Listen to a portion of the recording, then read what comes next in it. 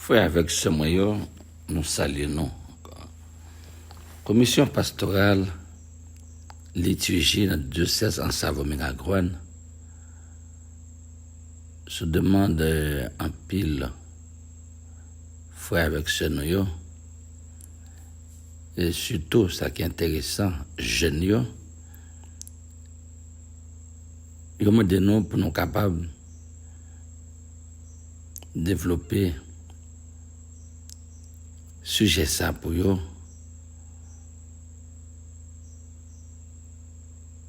Dans Matthieu 5, versets 27 à 32. N'a pas lu pour nous l'évangile là. Matthieu 5, 27 à 32. En ce temps-là, Jésus disait à ses disciples, « Vous avez appris qu'il a été dit, tu ne commettras pas d'adultère. Eh bien moi, je vous dis, tout homme qui regarde une femme avec convoitise a déjà commis l'adultère avec elle dans son cœur. Si ton œil droit entraîne ta chute, arrache-le et jette-le loin de toi. Car mieux vaut pour toi perdre un de tes membres que d'avoir ton corps tout entier jeté dans la géhenne. Et si ta main droite entraîne ta chute, coupe-la et jette-la loin de toi. Car mieux vaut pour toi perdre un de tes membres que d'avoir ton corps tout entier qui s'en aille dans la géhenne. Il a été dit également, si quelqu'un renvoie sa femme, qui lui donne un acte de répudiation, eh bien moi je vous dis, tout homme qui renvoie sa femme, sauf en cas d'union illégitime, la pousse à l'adultère. Et si quelqu'un épouse une femme renvoyée, il est adultère. Acclamons la parole de Dieu. Louange à toi, Seigneur Jésus. Eh bien, nous connaissons ça déjà dans la commission pastorale liturgie, dans le diocèse en Savoie-Miragoine. Chaque fois qu'on a traité un sujet pour nous, nous toujours fait des recherches qui pour aider nous comprendre qui j'en s'atteigne et qui j'en en même temps nous capables de vivre. Premièrement, on a pris une méditation de Saint Nercès Snorali. C'était un patriarche arménien qui est vécu dans l'année 1102-1173. Comme sujet méditation, patriarche là te dit, dirige mon âme vers le ciel. Moi, doublement atteint par les flèches mortifères du mauvais, je crie comme l'infirme, impose le remède à la blessure profonde de mon âme. Ôte des yeux de mon esprit la poussière des vices, celle de l'intérieur et celle de l'extérieur, afin que je voie clairement au ciel la face de l'archétype. Et au lieu d'entendre la parole commune dans le réceptacle de mon oui, imprime en lui la parole de la Sainte Écriture, du Testament où parle Dieu. Place une sentinelle auprès des lèvres de ma bouche pour que je ne parle pas au détriment de l'âme, mais que je prenne la parole toujours selon ta volonté pour l'édification et le profit de l'auditeur. Accorde à mes mains actives la grâce d'accomplir le bien durable, de ne pas s'appliquer au plaisir, aux choses palpables, nuisibles. Et si ces sens venaient à glisser et à scandaliser, fais que j'imite, selon le commandement, celui qui a préféré se sacrifier afin de ne pas subir totalement le châtiment.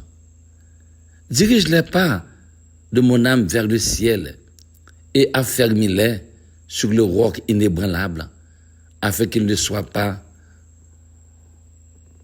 pour tout mon être une occasion de tomber dans le feu. Donc, Noé, qui Jean, dans la réflexion, première réflexion que nous faisons ensemble, il faut que nous tous, nous chacun devons faire pour nous capables vraiment hériter pays côté bon Dieu. Nous capables tomber, nous habitués tomber et nous tomber encore. Mais l'essentiel, c'est pas arrêter à terre. C'est faire effort. Faire effort.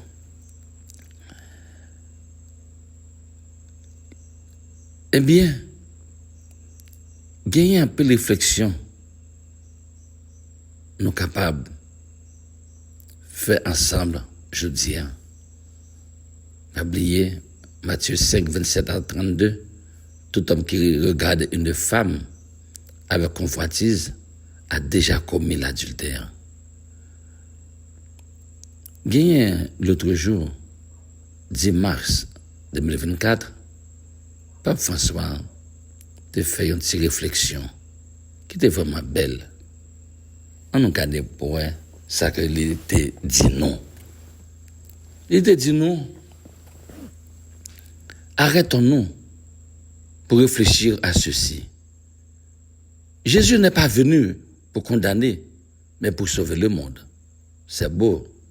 Souvent, dans l'Évangile, nous voyons le Christ révéler les intentions des personnes qu'il rencontre, parfois en démasquant leurs fausses attitudes, comme avec les pharisiens. Matthieu 23, 27 à 32. Ou en les faisant réfléchir sur le désordre de leur vie, dans l'Évangile d'aujourd'hui, Matthieu 5, 27 à 32, ou comme avec la Samaritaine, Jean 4, verset 5 à 42. Face à Jésus, il n'y a pas de secret. Il lit dans les cœurs, dans le cœur de chacun de nous. Cette capacité peut être dérangeante. En effet, personne n'est parfait. Nous sommes tous pécheurs. Nous nous tombons tous. Et si le Seigneur utilisait la connaissance de nos faiblesses pour nous condamner, personne ne pourrait être sauvé. Mais ce n'est pas le cas. Louis Jésus, en effet, ne l'utilise pas pour nous pointer du doigt, mais pour embrasser notre vie, nous libérer du péché et nous sauver. Jésus n'est pas intéressé par le fait de nous juger et de nous soumettre au jugement. Il veut qu'aucun de nous ne soit perdu. Le regard du Seigneur sur nous n'est pas un phare aveuglant qui nous éblouit et nous met en difficulté, mais la douce lueur d'une lampe amicale qui nous aide à voir le bien en nous et à réaliser le mal afin que nous puissions nous convertir et guérir. Soutenu par sa grâce, Jésus n'est pas venu pour condamner, mais pour sauver le monde. Passons à nous, qui condamnons si souvent les autres. Nous aimons si souvent faire des commérages, chercher à faire des commérages contre les autres. Demandons au Seigneur de nous donner à nous tous ce regard de miséricorde, de regarder les autres comme ils nous regardent tous. Que Marie nous aide à désirer le bien les uns des autres. Pape François, 10 mars 2024. Ouais, l'éclair, si bon Dieu t'a gardé, ça que nous fait, combien de fois nous tombés, Pas gen aucun non. Qui tapé dans la place que nous occupé, je ne dis. Et ceci dans toute institution. Toute institution. Non toute. C'est une façon pour nous capables de réfléchir. Un peu de fois, nous tomber dans fait scandale et les ça qu'on y a bagaille vinn plus triste pour nous mêmes. Et c'est ça que fait 13 novembre 2017 pas François Desbonneaux yon bel petit message oui. Il te dit nous veiller à ne pas scandaliser. Le scandale est laid parce que le scandale blesse. Il blesse la vulnérabilité et la faiblesse du peuple de Dieu. Et bien souvent, ces blessures sont portées tout au long de la vie. Et non seulement il blesse, mais le scandale est capable de tuer. Tuer des espoirs, tuer des illusions, tuer des familles, tuer beaucoup de cœurs. Combien de chrétiens, par leur exemple, par leur propre incohérence, éloignent les gens? L'incohérence des chrétiens est l'une des armes les plus faciles dont dispose le diable pour affaiblir le peuple de Dieu et l'éloigner du Seigneur. Dire une chose et en faire une autre, c'est vraiment triste. Donc nous voyons qui Jean, commission pastorale, liturgie, dans le diocèse en Savoie-Miragoâne, se demande, en pelant nous surtout jeunes, ça fait plus plaisir, qui fait que nous engageons nous dans le travail là, c'est à cause de eux-mêmes. Et surtout, dans le sanctuaire, côté notre travail, nous appelons jeunes à retourner à l'église, appelons jeunes, demander confession. C'est vraiment rare, je ne dis pas. Pour trouver jeunes, garçons, jeunes filles, demander confession. Eh bien, je dis là, moi sur la Bible, ça, Matthieu 5, 27 à 32, la méditer sous les, nous autres liens, il y a une petite parole, qui de nous, réfléchis plus, réfléchis plus bien. Gagner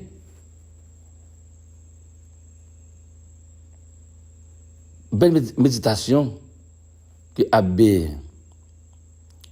Joseph Liniane les fait qui en Espagne, plus précisément dans Barcelone, n'a pas réfléchi, mais avant, on nous garde une belle réflexion que Myriam de Gemma te fait en juin 2013. Pas oublier. Nous disons ça à travers recherche nous pour nous aider nous mieux comprendre parole bon Dieu. Pour parole là fait plus effet dans la vie nous.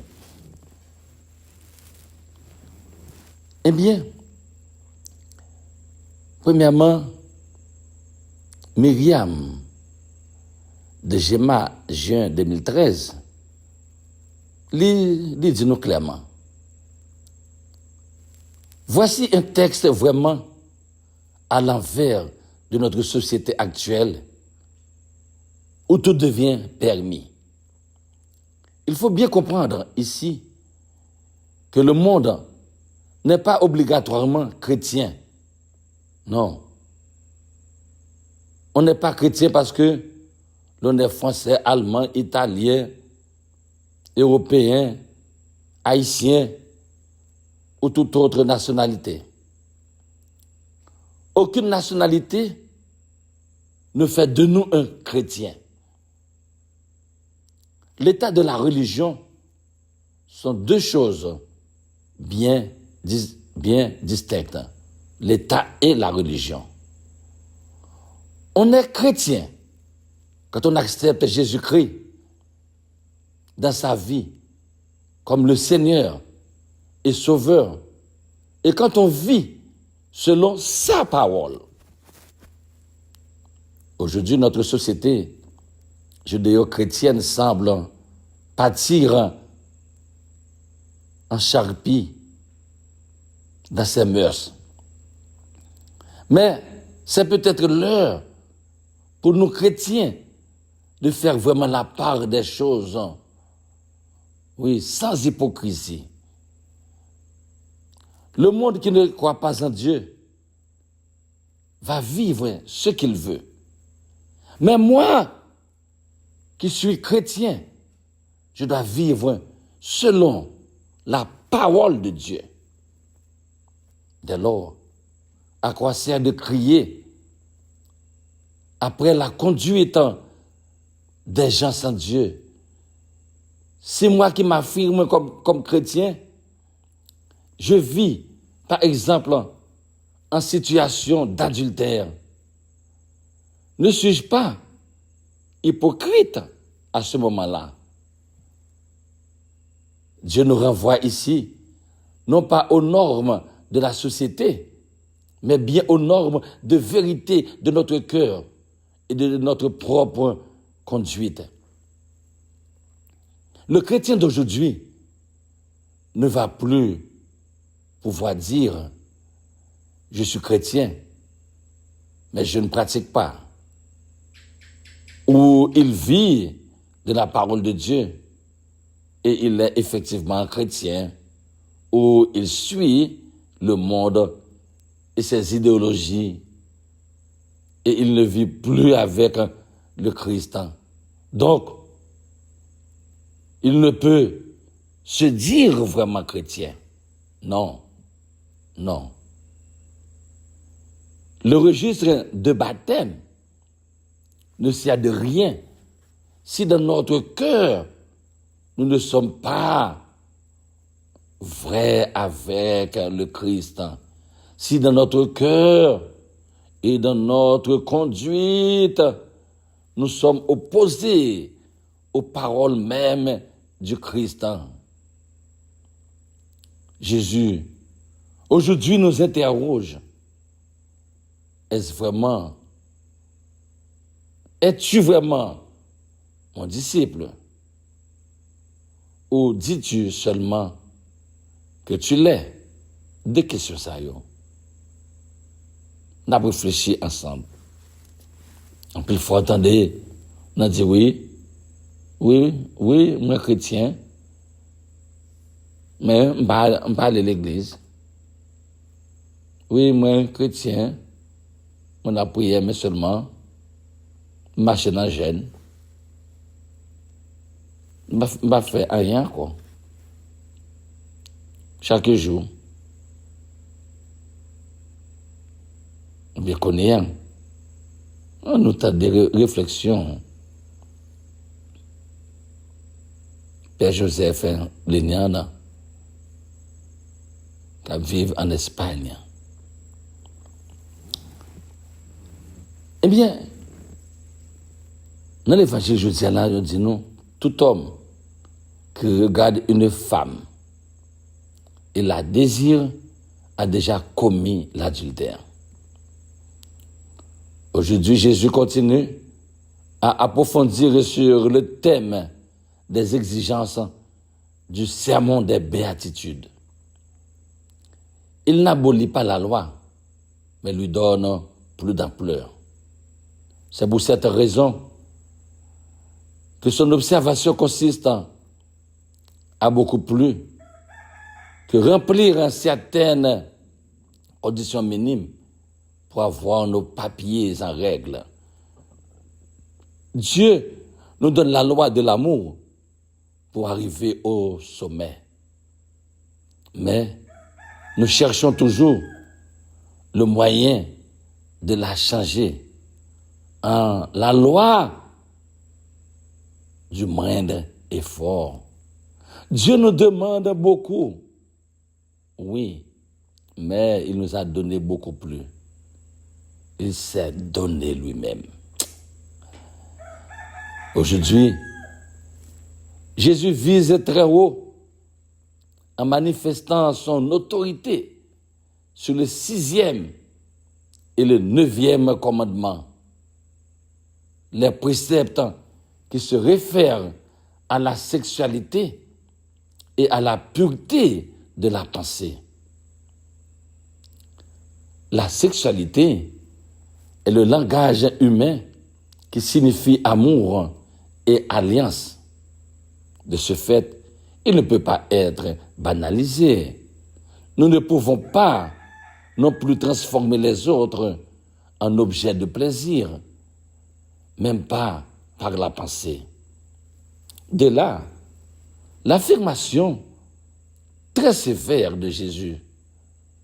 Tout homme qui regarde une femme et la désire a déjà commis l'adultère avec elle dans son cœur. Matthieu 5, verset 28. Il est donc nécessaire de couper le mal à la racine et éviter les pensées et les occasions qui nous feraient faire ce que Dieu est. Voilà ce que veulent dire ces paroles qui peuvent nous sembler radicales et exagérées, mais que ceux qui écoutent Jésus comprenaient par leur expression heurter, couper, jeter. Finalement, la dignité du mariage doit être protégée pour toujours, car elle fait partie du projet de Dieu pour l'homme et pour la femme, afin que, par l'amour et le don mutuel, ils deviennent une seule chair. Et en même temps, c'est un signe et une participation à l'alliance du Christ et de l'Église. Le chrétien ne peut vivre la relation homme-femme, ni la vie conjugale selon l'ordre du monde, non. Saint Basile nous dit, attendez bien, oui, Saint Basile nous dit, il ne faut pas croire que parce que vous avez choisi la vie de couple, il vous est permis de continuer à vivre d'une façon mondaine, en s'abandonnant à l'oisiveté et à la paresse. Au contraire, cela même vous oblige à travailler davantage et à veiller plus attentivement sur votre salut. Le frère avec ce moyen, nous faisons tout effort pour nous capables d'accompagner nous, pour nous capables d'entendre des paroles là. Pour paroles là, faire chemin dans la vie, non. Et c'est vraiment intéressant. Eh bien,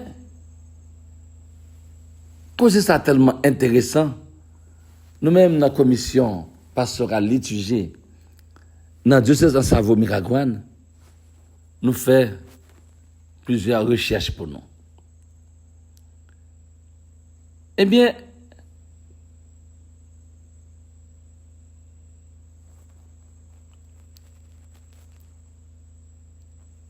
gagné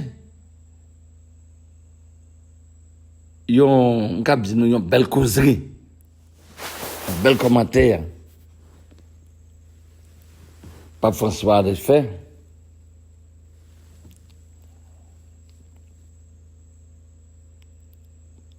Vendredi qui était 15 juin 2018. Et nous joignent. Commentaire ça dans l'Observatore Romano, édition hebdomadaire numéro 028 du 12 juillet 2018. Côté que dit non, la doctrine de Jésus sur la femme change l'histoire. Change l'histoire. La doctrine de Jésus sur la femme change l'histoire. Eh bien, c'est ça là, je dis là. La recherche, nous fait, nous peut aider nous comprendre. Puis bien, comment Jésus te remarqué avec mesdames. Et Pape François, 15 juin 2018, mais ça le dit non. Des femmes victimes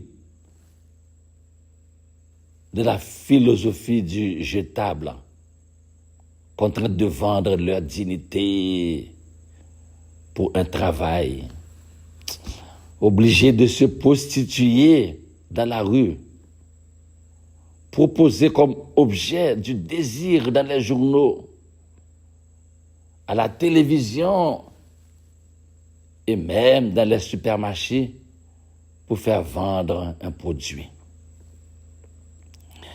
Le système de fouler au pied la femme parce que femme et de ne pas la considérer comme une personne est sous les yeux de tous et un pèlerinage nocturne dans les rues de la ville où on demande aux jeunes filles uniquement combien tu prends, nous apprendrait beaucoup. C'est par cette très forte dénonciation que le pape François a lancé l'enseignement de Jésus qui a changé l'histoire et redonné à la femme sa pleine dignité en soulevant toutes celles qui étaient méprisées, marginalisées, rejetées. Pour sa réflexion, le pape est parti du passage évangélique de Matthieu 5, versets 27 à 32. Nous sommes lire pour nous, dans le commencement. Celui qui regarde une femme avec un regard possessif, avec un cœur impur, est un adultère. Puis celui qui répudie sa femme, la laisse seule, la jette sur le marché de l'adultère. Eh bien, la doctrine de Jésus sur la femme change l'histoire. Et ainsi, une chose est la femme avant Jésus, une autre chose est la femme après Jésus. En substance, Jésus rend digne la femme et la place au même niveau que l'homme. Parce qu'il prend cette première parole du Créateur, tous les deux sont image et ressemblance de Dieu. Tous les deux, pas l'homme avant et puis un peu plus en bas, la femme, non, tous les deux. Au point que l'homme seul, sans la femme, à ses côtés, que ce soit la mère, la sœur, l'épouse, la collègue de travail, l'ami, n'est pas de Dieu. Dans le passage évangélique de Matthieu, il y a un mot qui a touché mon cœur. Quiconque regarde une femme pour la désirer a déjà commis un adultère avec elle dans son cœur. Cette parole est très actuelle parce que dans les programmes télévisés, dans les revues, dans les journaux, on fait voir les femmes comme un objet de désir, de consommation, comme une marchandise de supermarché. Cela peut s'acheter, cela peut être utilisé. Pape François n'a pas manqué de souligner qu'il y a des villes, il y a des cultures, il y a des pays où les femmes sont encore esclaves. Rejeter la femme est un péché contre Dieu créateur, parce que sans elle, nous les hommes ne pouvons pas être image et ressemblance de Dieu. Aujourd'hui, il existe un acharnement contre la femme, un mauvais acharnement également latent. Il a ajouté, sans demi-mesure, mais combien de fois, pour trouver un travail, les jeunes filles doivent-elles se vendre comme des objets jetables? Combien de fois, et cela a lieu ici, à Rome, il n'est pas nécessaire d'aller loin, dans les bureaux, dans les entreprises.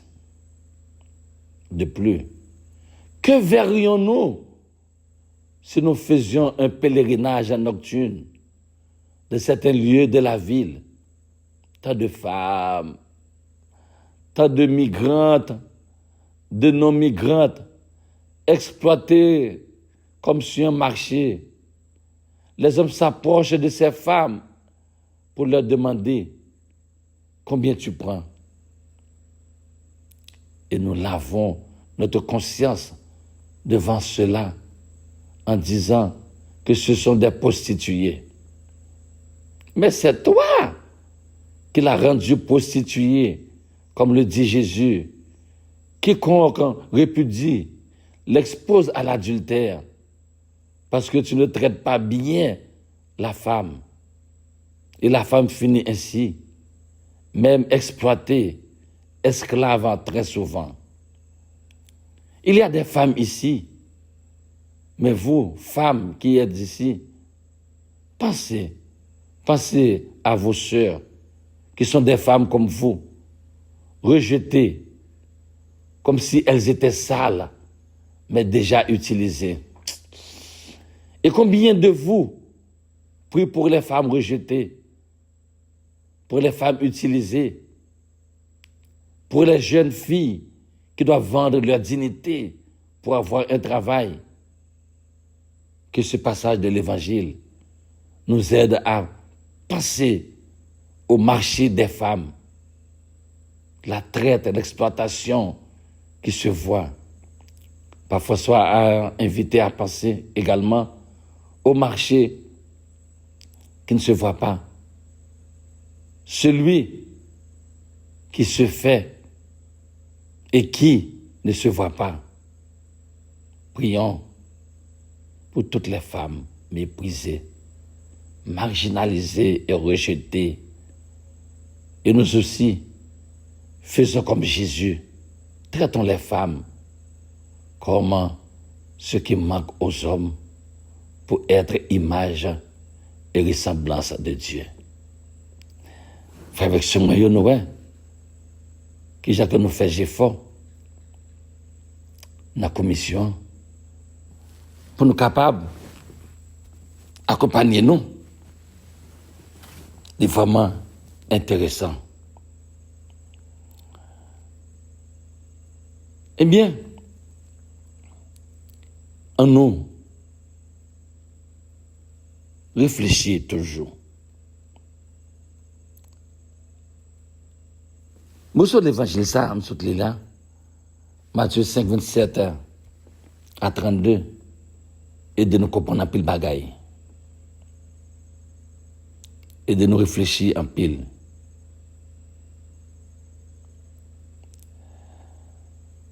Eh bien,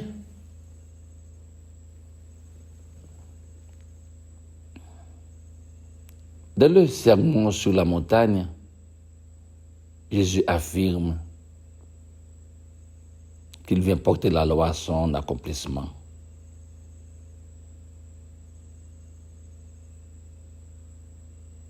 Mais il ne ponctue aucun des commandements qui se rapportent à Dieu. Les 3 premiers du décalogue. D'un, on vous a dit, moi je vous dis. Ici, il commente largement et d'une manière qui étonne le 6e, 9e et 10e commandement. L'adultère.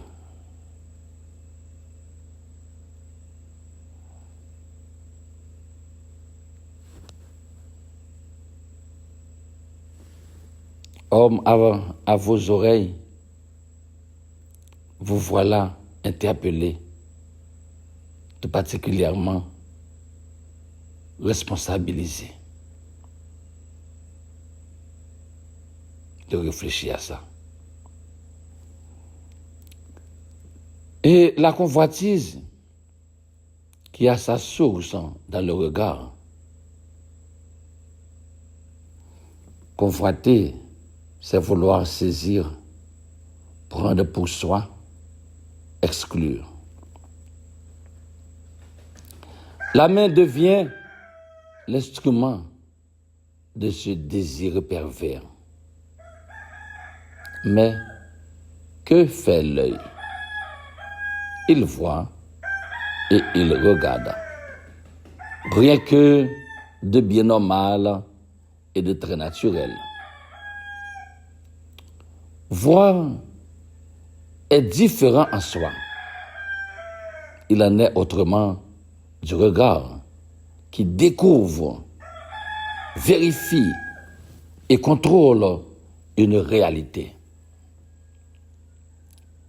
Vient ensuite un subtil processus de transformation qui ne peut se faire que dans la tête et le cœur. Il s'agit de discerner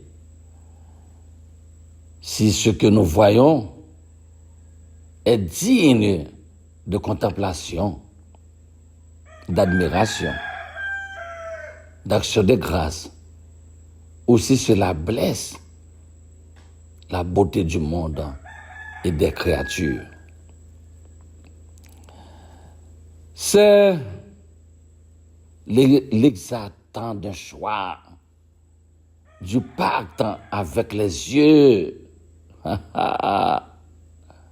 Référence à Job, chapitre 31. Le problème et le péché viennent après. L'œuvre de Dieu et souvent celle de l'humain sont belles et admirables.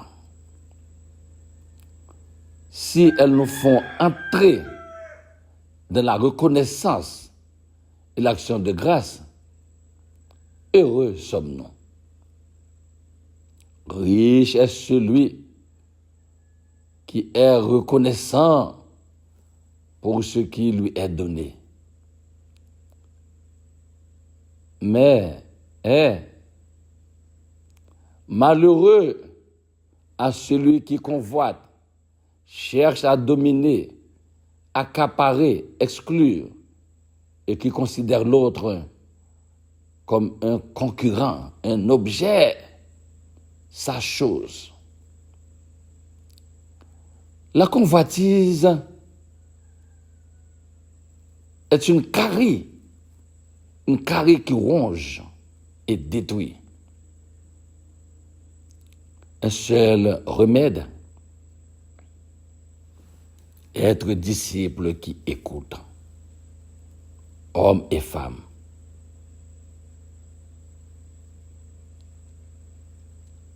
Disciple qui écoute et se laisse transformer par l'amour, et qui apprend humblement à rendre grâce en toutes choses.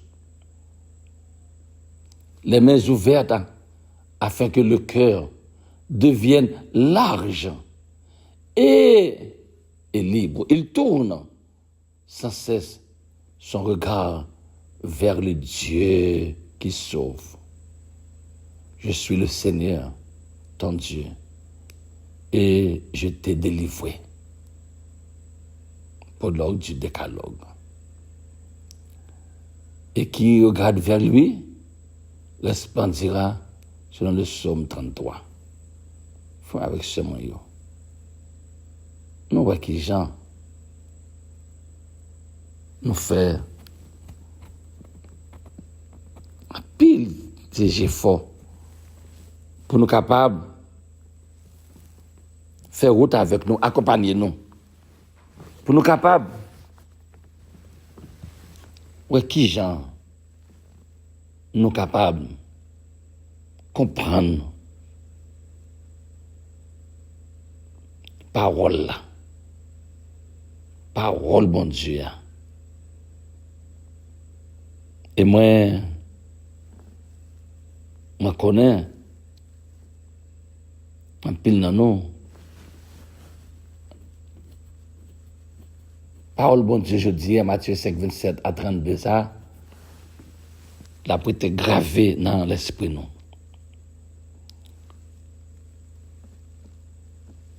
Pour jeudi, que c'est vendredi dans la 10e semaine, temps ordinaire, année B, l'église là. Nous avons une première lecture, nous, parole bon Dieu, dans 1 roi 19, verset 9 et 11 à 16. Et l'évangile, nous, Matthieu 5, 27 à 32. Gagné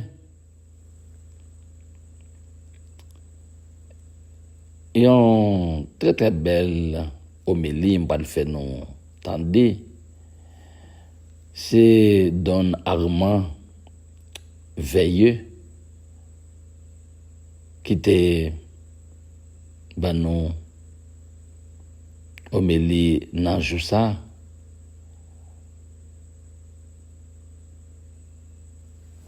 Là que nous tendez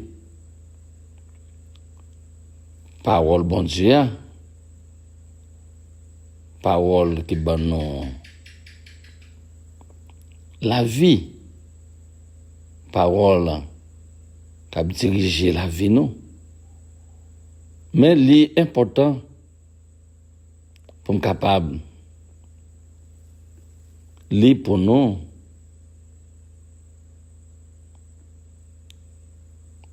lecture 1 roi 19, verset 9 à 11 à 16. Qui t'aime lire pour nous? En ce temps-là, lorsque le prophète Élie fut arrivé à l'Horeb, la montagne de Dieu, il entra dans une caverne et y passa la nuit.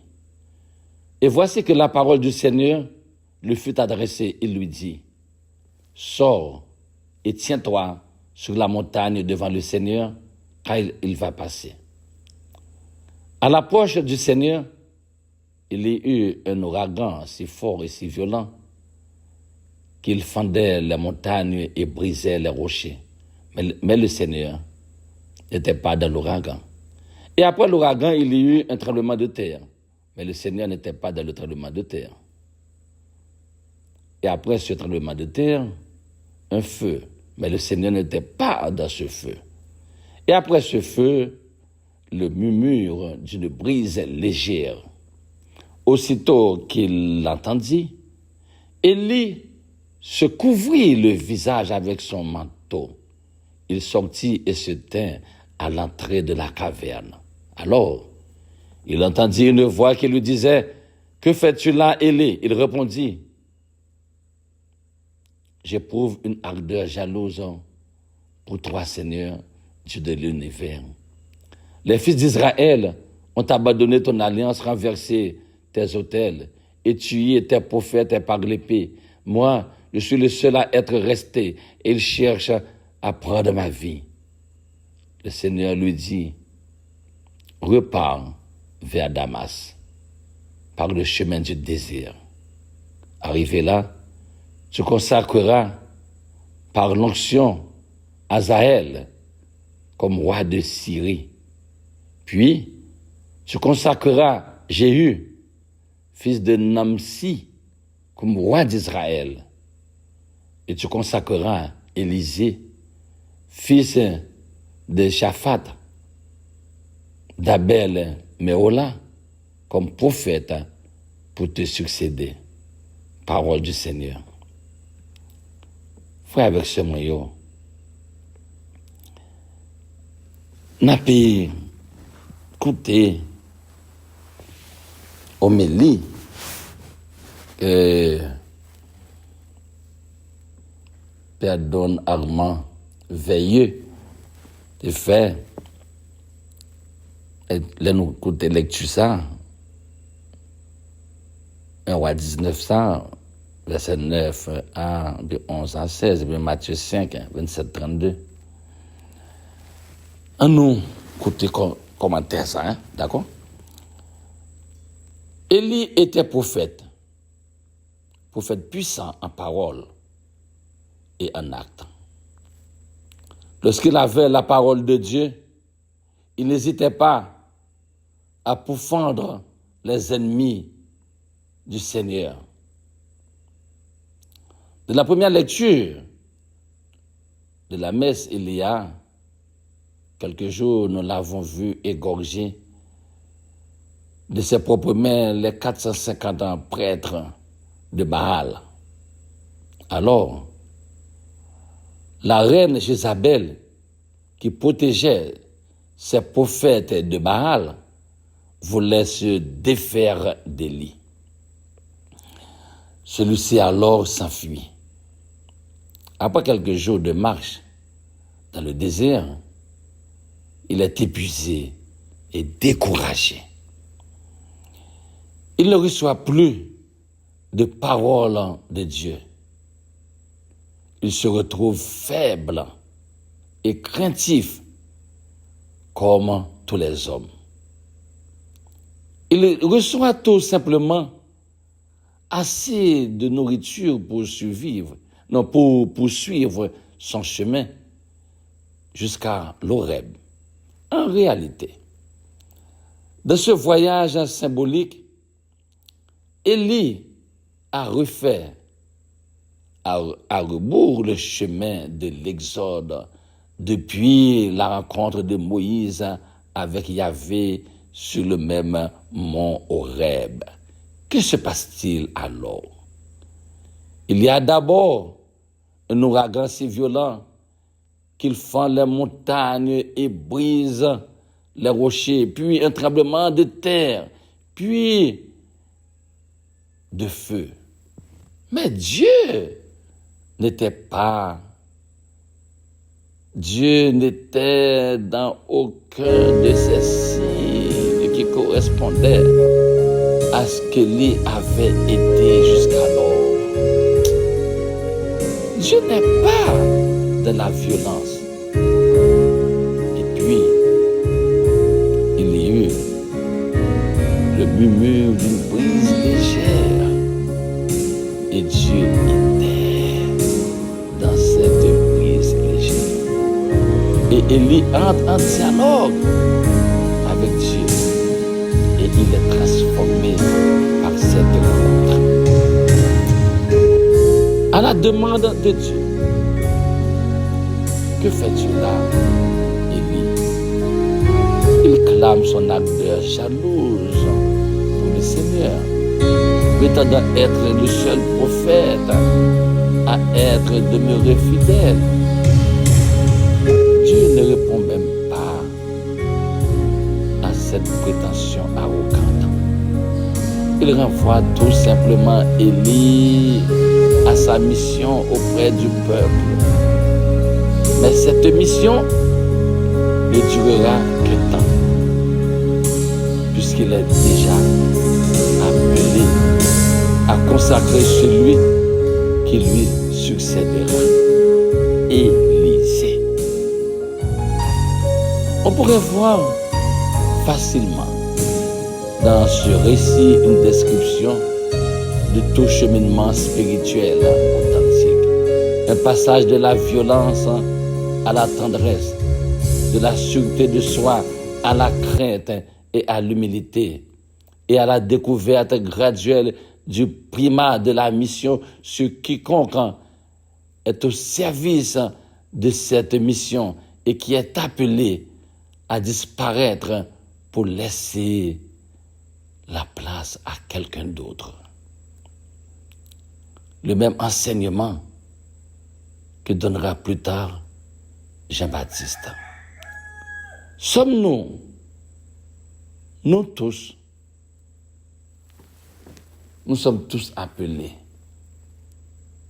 à reprendre la route vers l'Horeb, la montagne du Seigneur, loin de tous les vents violents et les tremblements de terre qui agitent nos cœurs pour rencontrer Dieu dans le murmure d'une brise légère et d'y entendre redire notre nom, notre mission.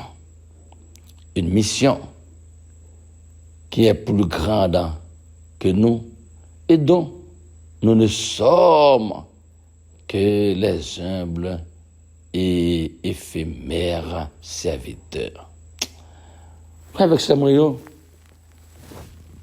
c'est vraiment bien, vraiment intéressant pour nous capables de méditer avec nous paroles nous sommes tendés. Eh bien, on nous garde bien pour nous voir. Qui gens yon a traité l'autre et surtout filles, nous t'avons un peu de parole. Est-ce que a bien un changement qui j'en sais pas lié?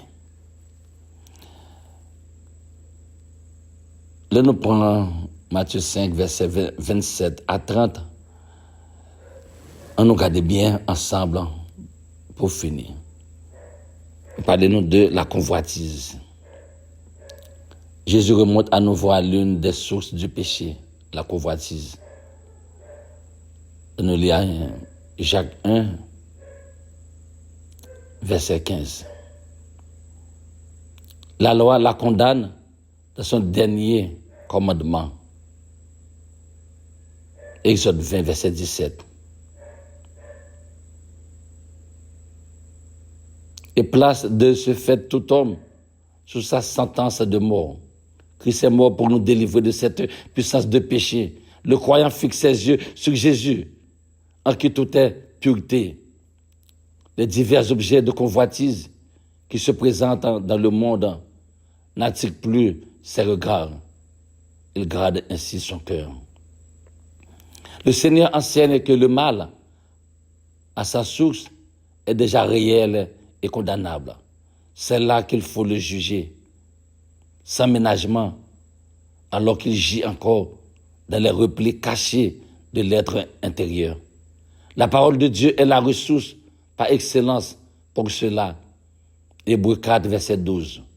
Elle permet de couper et de fixer et de jeter loin, moralement, la racine du mal. Mais elle ouvre aussi une source qui éteindra la convoitise, c'est l'amour. Romains 13, verset 10. Couper est une souffrance inévitable, mais salutaire. Rompre une amitié coupable, interrompre une activité mondaine, en finir avec une habitude malheureuse. Combien de chutes douloureuses, quelquefois définitives, parce qu'on aura négligé de couper à temps ou de fuir le mal. Combien de tristes conséquences aussi pour notre prochain concerné, pour notre famille, pour l'Assemblée. Pensons également à ces petits, ces enfants ou ces faibles pour lesquels nous pouvons être une occasion de chute. Le Seigneur reprendra à leur sujet cet enseignement solennel. Matthieu 5, verset 30, 31, 32 nous parle de divorce, le divorce. Jésus cite maintenant l'article de la loi concernant le divorce, Deutéronome 24, verset 1. Il y reviendra lorsque les pharisiens, pour l'éprouver, lui rappelleront la prescription de Moïse. Ici, il établit en face du divorce légal l'indissolubilité du mariage. Le lien n'est pas rompu en cas de répudiation, puisque la femme répudiée commet adultère en étant à un autre homme. Ce dernier, est-il dit, devient à son tour coupable d'adultère. Les autres évangélistes établissent la culpabilité quant au remariage et s'en tiennent là. Marc 10, verset 11-12, Luc 16, verset 18. Matthieu ajoute la proposition. Si ce n'est pour cause de fornication. Jésus souligne ainsi la gravité d'une telle conduite et l'impossibilité qui peut s'ensuivre de cohabiter. La répudiation avait été tolérée par Dieu sous la loi à cause de la dureté de cœur de ce peuple qui d'ailleurs se perpétuait. Votre dureté de cœur, Dieu mettait ainsi son peuple à l'épreuve. Et nous savons à quel débordement cela a conduit. Malachie 2, versets 11 à 17. Devant un tel état de choses, l'Éternel s'écrie, je hais la répudiation. Telle est la pensée définitive de Dieu sur ce sujet. Ici, le Seigneur place le mariage dans le contexte des principes moraux qui régissent le royaume de Dieu. Non point l'égoïsme, les disputes, les tromperies et la séparation, mais au contraire, l'affection, le support, le pardon et la réconciliation. Frère avec ce moyen, nous voyons qui gens nous fait tout effort pour nous capables d'aider nous comprendre parole là, vivre parole là. La commission pastorale l'étudie dans le diocèse de Savo-Miragouane, surtout jeunes qui m'ont dénoncé ça, ils ont senti que l'approche nous recherche que nous faisons pour eux, aider eux puis comprendre parole bon Dieu et eux même tout, ils ont nos réponses. Nous voyons ça. Comment te dit nous ça déjà, dans la façon qu'un pile nan yo engagé yo. Un pile nan yo a demandé confession. Et c'est pas confession. Mon a dit parole léger. Confession, créer les confessions. Très bonne confession. Écoutez un pile na yo tout prend chemin conversion. Mais je dis, pendant que nous tous, nous chaque, n'a réfléchi sur parole bon Dieu, nous tous, nous chaque, nous déjà prendre décision nous pour nous capables pour chemin conversion. Selon le texte, nous sommes vivre, nous sommes tendez. Nous que nous chaque nous capables coupables de façon ou l'autre dans tel ou tel domaine. Nous capables coupables. Mais il y a un pile dans nous qui fait effort. Un pile dans nous qui lutter. Un pile dans nous qui quitte parole bon Dieu à guider nous. Que nous continuions. Nous pas décourager. Avancer. Si gen nan nou tout qui est tombé, kap gen nan nou qui est tombé, de toi quelques graines nan nou capable de tomber, pas arrêter à terre, prendre décision non. Casser tête tourner venir joindre bon Dieu. Parce que nous tous, nous avons fait effort pour nous suivre Jésus-Christ, pour nous rencontrer avec lui. Bon courage. Kembe Fem. Et ces commissions pastorales, liturgie, dans diocèse en Savoie-Miragoâne, de prendre le temps pour capable faire recherche pour nous, parler avec nous et aider nous vivre parole bon Dieu. Que bon Dieu continue à bénir nous. Bon courage. Kembe Palagé, la victoire, c'est pour nous. Et péché, pas de dernier mot. Non, la vie nous. Et c'est la grâce là qui a triomphé. Parce que nous avons viré d'eau, péché pour toujours. Bon combat. Bon courage. Bon Dieu bénis nous. Merci.